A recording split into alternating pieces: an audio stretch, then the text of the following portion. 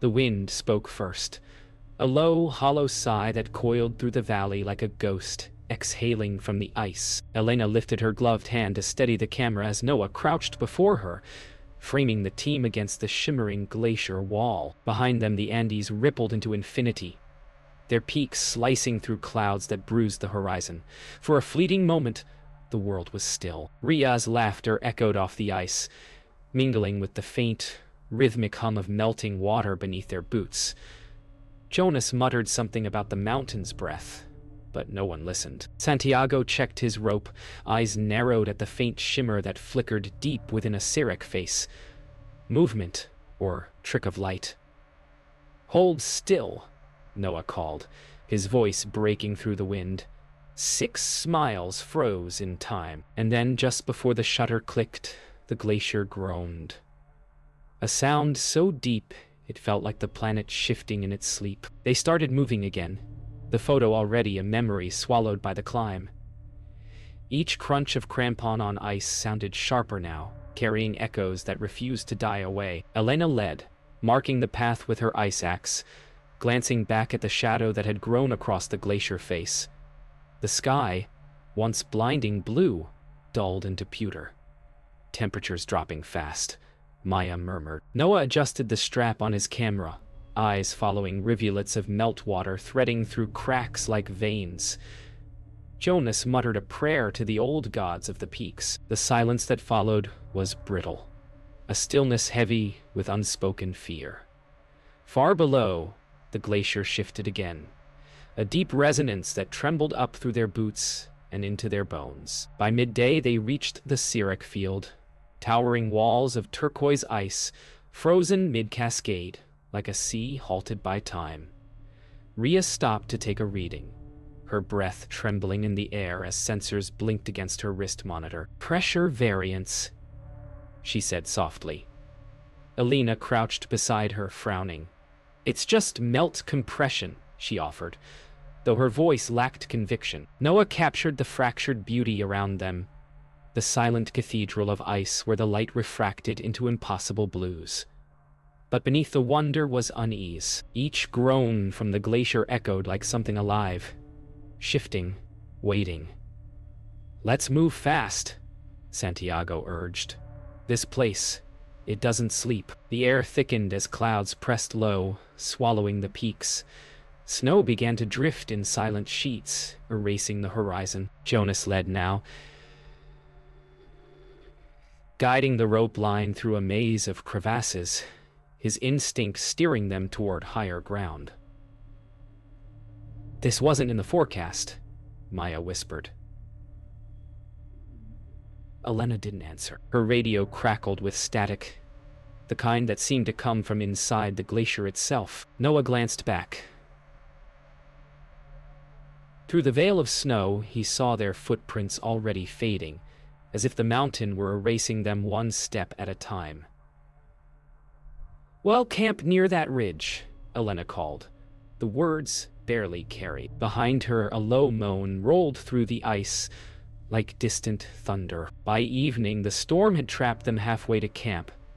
They huddled beneath a jut of ice, the glacier's breath humming all around. Elena checked the coordinates. They were only 50 meters from safety. 50 meters. Yet the world had shrunk to a blind circle of snow and sound. "We waited out," she said. No one argued. The cold gnawed at every silence, and even the winds seemed to whisper words none of them wished to hear. Beneath their shelter, a faint vibration pulsed like a heartbeat. Noah lifted his camera and captured one last image. The team gathered in the pale glow of a headlamp, unaware that the ice beneath was no longer solid ground. Morning arrived as a blur of gray light diffused through fog. The storm had passed, but the silence it left behind was wrong. Too heavy, too still. Elena rose first, brushing frost from her radio, listening for any signal. Nothing. The others stirred slowly, eyes hollow from sleepless hours. "The ice moved last night," Jonas said, his voice brittle. Maya pressed her palm to the ground and felt it too. The faint, rhythmic thud, like the pulse of something enormous beneath. Santiago checked the rope lines. 2 were buried under fresh fractures. Noah lifted his camera, capturing the eerie serenity, unaware he was framing the fault line forming behind him. "We need to move," Elena ordered. But her words barely left her mouth before a deep, distant crack tore through the air. A sound sharp enough to stop every breath mid-chest. They advanced cautiously, every sound amplified. The creak of harnesses, the hiss of snow against metal, the groaning complaint of the glacier. Ria's sensor pinged erratically, readings climbing in irregular waves. "Subsurface pressures spiking," she whispered. Elena frowned, kneeling to inspect the data. "Could be meltwater movement," she said, but the tremor in her voice betrayed her doubt. Jonas glanced toward the ridgeline where shadows moved in slow, impossible ways. "That's not meltwater," he muttered. The glacier trembled again, sending a ripple through their rope line. Noah steadied himself, capturing the light, bouncing through the ice walls. Beauty born of peril. "We should turn back," Maya urged. But Elena's eyes were on the summit, gleaming faintly through the fog. "We're too close," she said. "Just a few more hours." The ice answered with a low, echoing crack. By midday, the temperature had climbed unnaturally high. Meltwater ran in rivulets across the surface, gurgling into unseen depths. The air smelled faintly metallic, as if the glacier itself were bleeding. "The readings make no sense," Ria said, shaking her head. Her monitor flickered, showing wild fluctuations. Elena squinted toward a nearby Serac. Its face was bowing outward, deforming under invisible strain. "It's calving internally," she murmured. Jonas turned sharply. "You mean collapsing?" The word hung between them, unsaid but felt. Noah raised his camera, hesitated, then lowered it. For the first time, beauty felt like betrayal. A sudden vibration threw them off balance. The sound was distant yet vast. Not a crack, but a roar from within, like a beast turning over in its sleep. Santiago's eyes met Elena's. "We move now," he said quietly. "Or we don't move at all." They followed Santiago toward a ridge that promised stability, though the mountain's groans grew louder with every step. Each vibration rippled through their legs like the tremor of a heartbeat too large to belong to anything human. The rope line jerked suddenly. Ria had slipped into a shallow depression that hadn't been there moments before. Maya pulled her free, ice cascading around them like shards of glass. "It's hollow underneath," Maya gasped. "The whole section's shifting." Elena scanned the terrain, every instinct screaming to retreat, yet behind them their path was vanishing, swallowed by moving snow. "Keep going!" she shouted. The words felt futile against the glacier's voice, a drawn-out moan that cracked the air open like thunder. Noah's camera, swinging from his shoulder, caught a final, accidental frame, 6 figures mid-stride as the ground beneath began to sag. The ridge loomed just meters ahead when the mountain finally spoke in full. A deafening, bone-deep roar split the air, the sound of ice shattering, of centuries collapsing in a single instant. The glacier's face convulsed, a wall of white surging upward before imploding inward. "Run!" Elena screamed, though her voice was devoured by the sound. The rope line snapped taut as the ground split between them, light flaring from below as if the world were cracking open.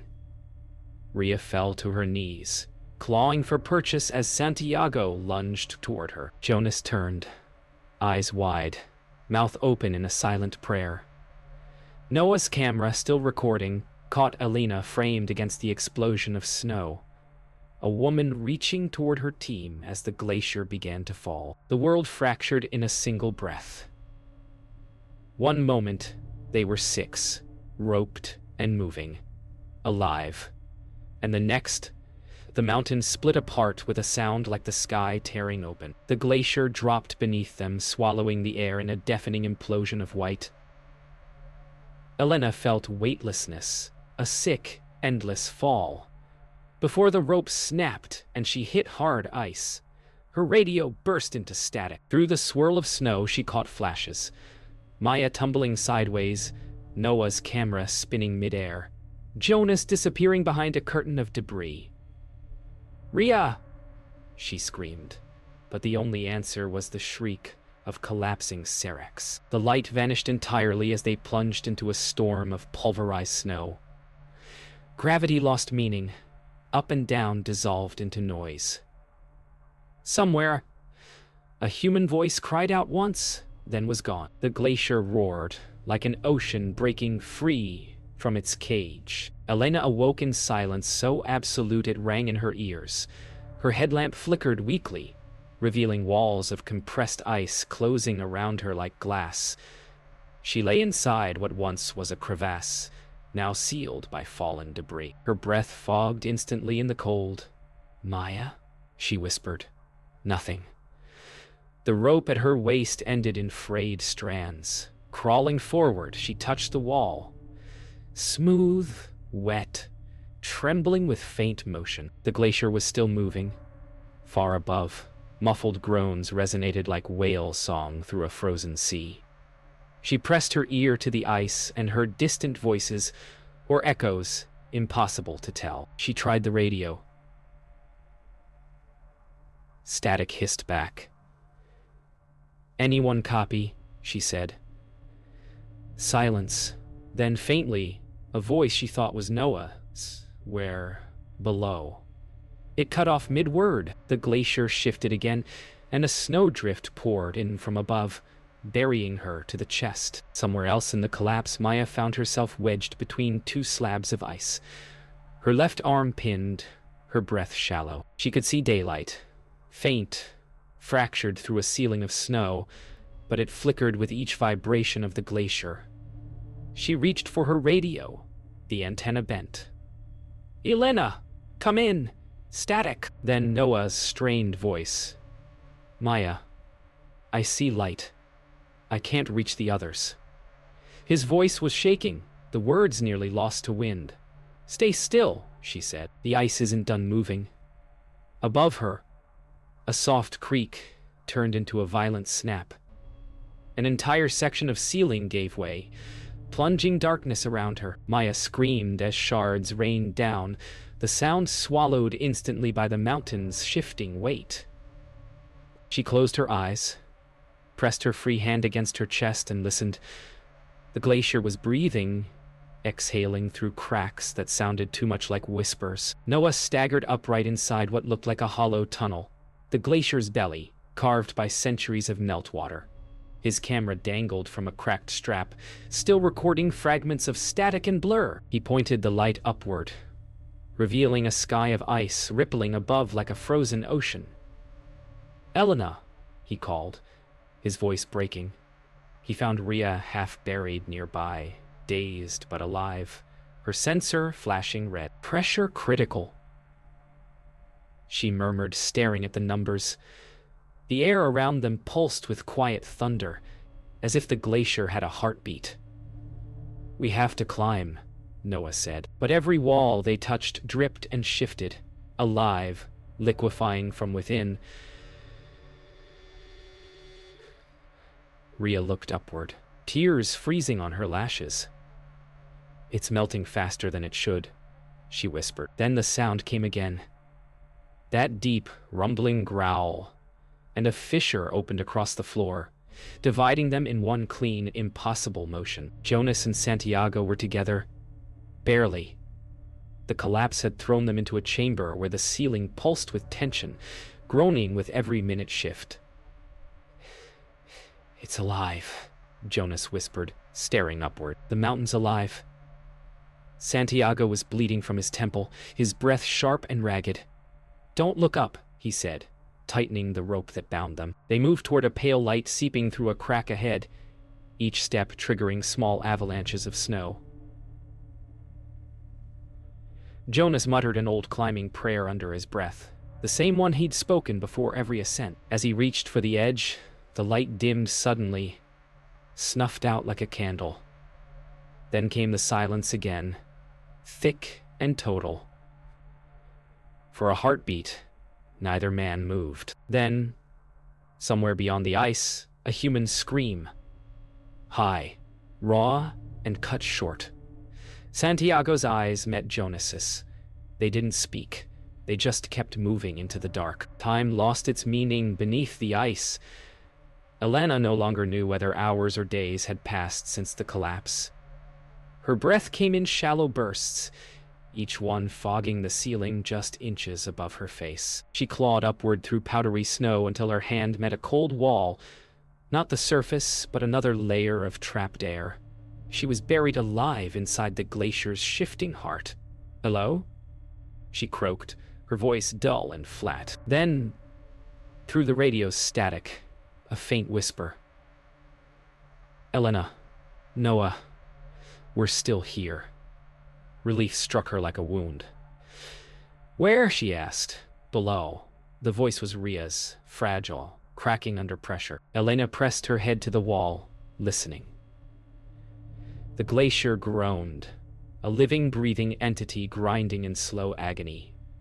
She forced her numb limbs forward, each movement shaking loose fragments of ice. Somewhere in that frozen cathedral, her team was alive, and the mountain knew it. Ria sat pressed against the wall of their ice chamber, clutching her shattered sensor like a relic. Noah paced the small space, breath visible in sharp bursts. The chamber pulsed with faint tremors, low, rhythmic, and impossibly alive. "Elena's close," Ria whispered. I heard her voice above. Noah nodded, though his eyes kept darting toward the crack that led deeper into darkness. "We go up. We might trigger another collapse," he said. "We stay, and we freeze." The glacier moaned, its voice deepening into a tone that felt almost sentient. He raised his camera out of habit, capturing Ria's face illuminated by the flickering light. The face of someone realizing nature wasn't collapsing. It was consuming. "It's melting from the inside," she murmured, "like it's breathing us out." Then the sound returned. Not thunder this time, but something smaller, closer, like footsteps shifting through the ice. Maya regained consciousness in complete darkness, pinned beneath a block of ice that pressed into her ribs like iron. Each inhale scraped pain through her chest. Somewhere nearby, a rhythmic tapping echoed, deliberate, human. "Jonas," she rasped. The tapping stopped, then resumed. Stronger. Relief surged. "I'm here," she cried. But when she listened closer, it wasn't coming from beside her. It was above. The glacier shifted again, the sound turning into a distant pounding, someone trying to dig or warn. She forced herself free, coughing ice crystals from her mouth. A pale glow shimmered through the ice, faint, warm, alive. Crawling toward it, she found a hollow where water dripped like tears from the ceiling. The glow wasn't light at all.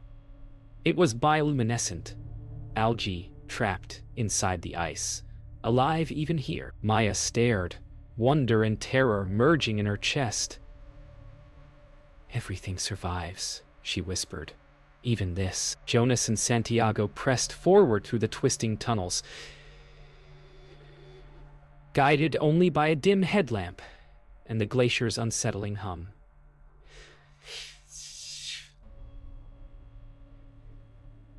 "Keep your weight low," Santiago warned, his voice ragged. Every few meters, the tunnel groaned and flexed, small chunks of ice raining down in bursts. "The mountains collapsing around us," Jonas muttered. Santiago paused, touching the wall. "No," he said softly. "It's changing." Ahead, a faint noise broke the stillness. Laughter, soft and surreal. Both men froze. "That's not possible," Jonas whispered. The laughter came again, echoing like memory, recognizable as Ria's voice. They quickened their pace, following the sound deeper into the glacier's labyrinth. The air thickened with frost and panic.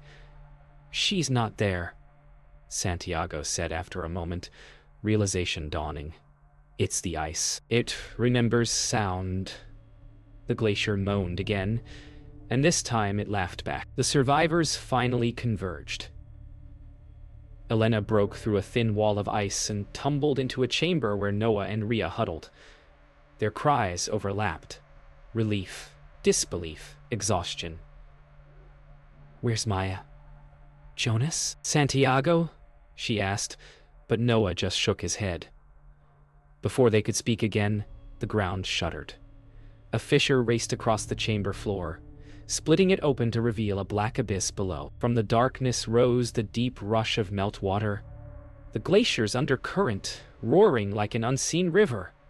"We're standing on hollow ground," Elena said, realization dawning. "This whole place could—" The rest was lost to the quake. Ice split with a scream that felt alive.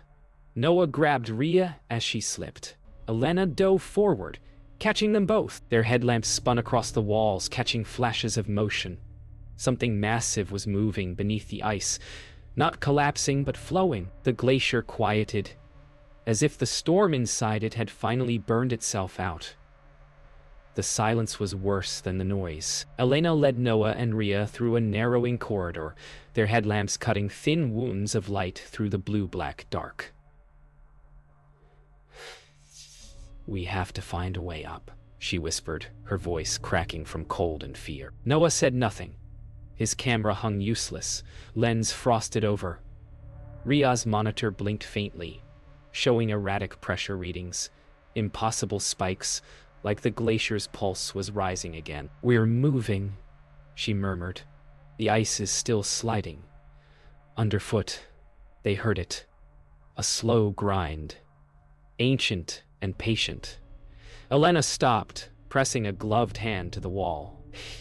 "It was warm." "The ice shouldn't feel warm," she whispered. The three exchanged looks, breath visible between them. Somewhere deep beneath, the glacier exhaled once, a soft sigh, as though satisfied. Maya crawled through darkness, guided only by the faint memory of sound. Her radio was dead, her light dimming. She whispered names to keep herself awake. Elena, Noah, Rhea. The glacier replied in faint reverberations, returning her words out of sync, like ghosts repeating her voice. When she reached an open hollow, she collapsed, gasping. Water dripped steadily nearby, rhythmic, hypnotic. She realized she was inside a melting pocket, water pooling beneath her palms.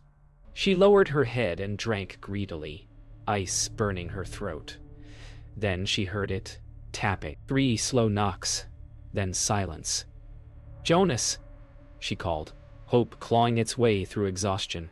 Another 3 knocks. She crawled toward the sound, pressing her ear to the ice. The tapping continued, then stopped. Then came a whisper so close it felt inside her head. "Don't move!" And suddenly, the wall beside her cracked. Jonas and Santiago pressed deeper into the maze, following a tunnel that seemed to breathe, expanding and contracting with invisible pressure. "It's collapsing behind us," Jonas said, his voice barely audible. Santiago grunted in reply, too tired to speak. His headlamp flickered across frozen waves of trapped air, revealing shapes that looked too much like faces. "Keep moving," Santiago muttered. But each step forward drew another groan from the glacier, like it protested their presence. The air grew warmer. "Do you feel that?" Jonas asked. "It's heat," Santiago said, frowning. "From where?" No answer came. Only a sudden, deafening crack that shook the tunnel. A blast of air burst through, carrying steam and the distant roar of rushing water. "It's breaking beneath us!" Jonas shouted. The mountain trembled like a living thing. Somewhere above, the faint echo of a scream, human, fading, reminded them they weren't the only ones left. Elena's group reached a cavern lit by strange reflections. Light coming from beneath the ice, not above. The floor trembled with the pulse of a river below. "We're standing over meltwater," Rhea said. Noah knelt, touching the surface where thin ice rippled like skin. We can follow it, he whispered. If it's moving, it's going somewhere. Elena hesitated, her instincts screaming against the logic. The mountain groaned again, low, drawn out, not warning, but mourning. If we stay, Rhea said, voice breaking, we die here. Elena nodded once. They began to crawl along the edge, careful not to disturb the fragile crust. Every step made the sound deepen, echoing into infinity. Then Noah stopped. His camera light caught something just below the ice. A hand, pale and motionless, fingers outstretched. None of them spoke. They simply stepped over it and kept walking. The air was thinning, heavy with vapor and fatigue. The glacier's interior began to compress, walls closing like slow jaws. Elena led the way through a final corridor that angled upward, light bleeding faintly at its end. That's daylight, Noah breathed, his voice trembling with disbelief. Rhea reached for him, but her foot slipped. The ice gave way with a sudden crack, sending a shudder through the floor. Don't move! Elena shouted, dropping to her knees. The fissure spread between them, splitting their rope line. Rhea clung to the edge, fingers clawing into ice. Hold on! Elena crawled forward, reaching for her hand. Their gloves brushed. Then the sound came again. That deep, mournful groan. And the floor collapsed.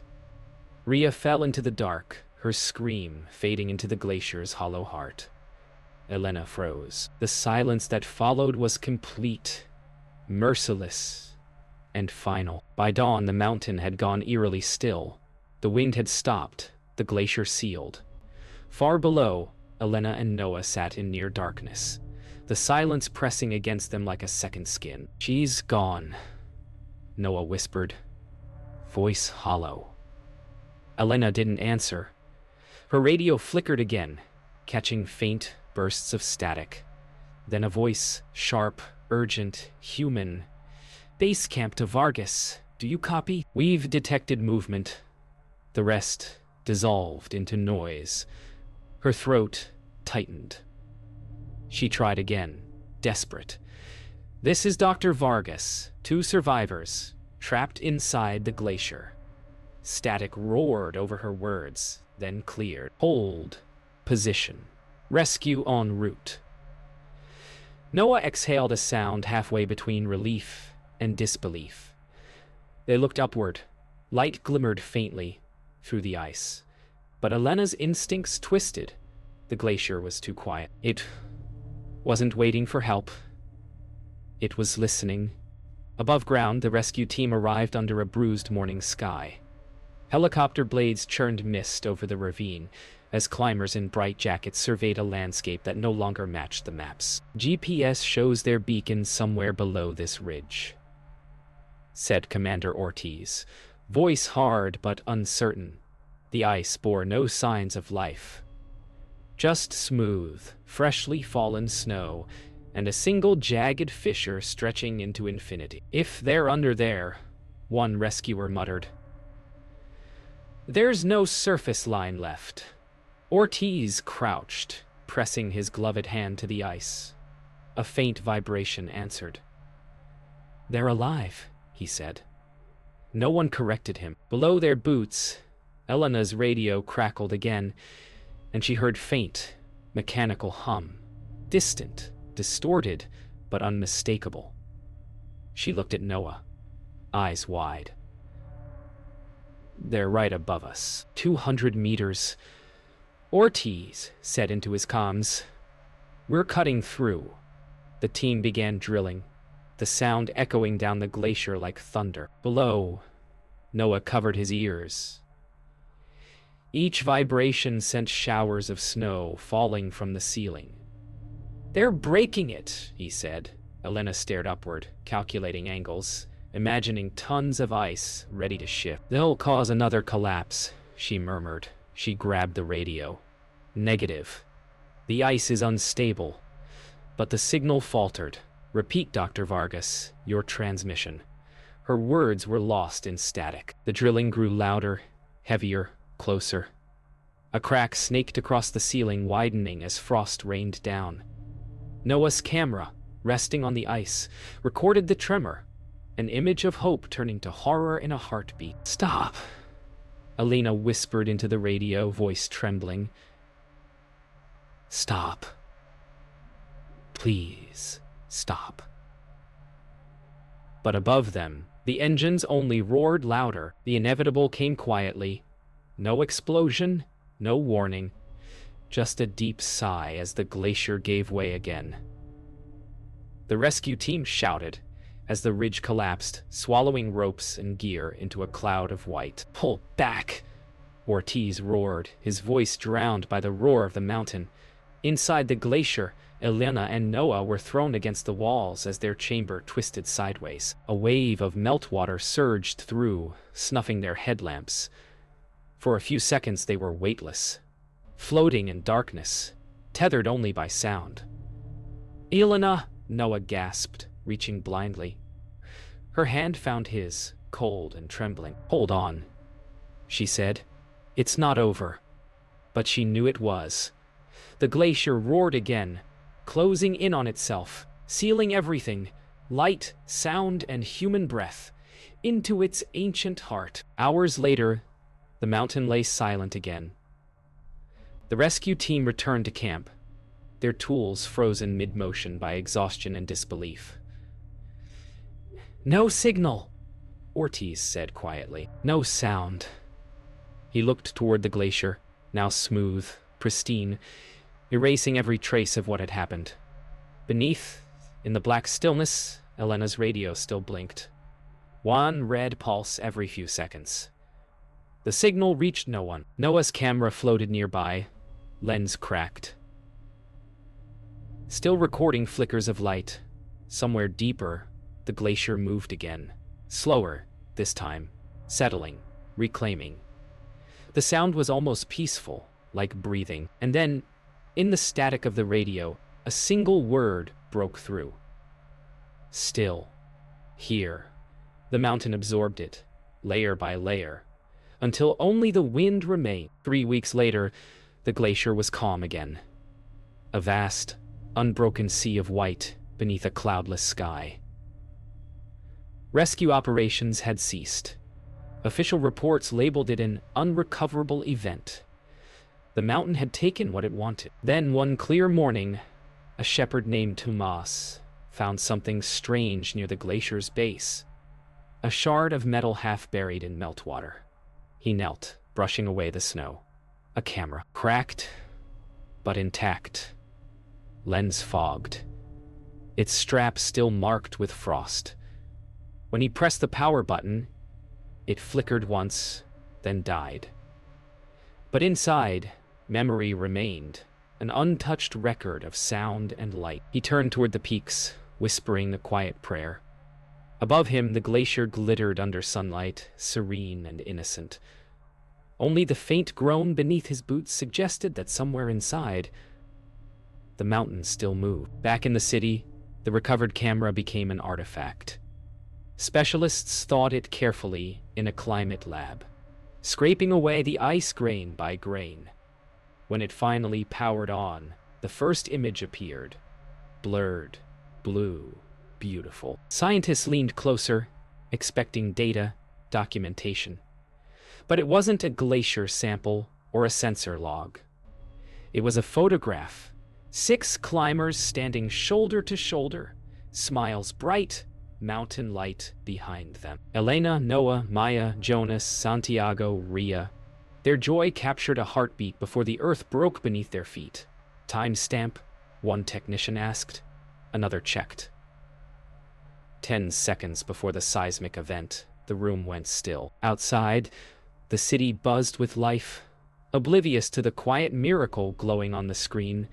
A frozen second between laughter and oblivion. They enhanced the image for clarity.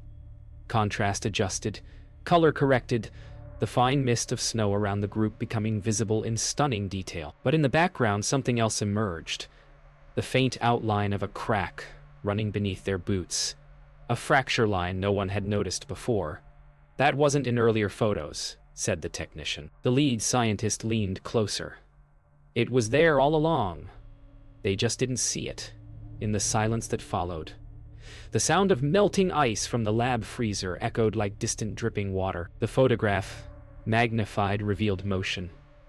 A ripple in the glacier wall, frozen mid-break. It was beautiful and horrifying all at once.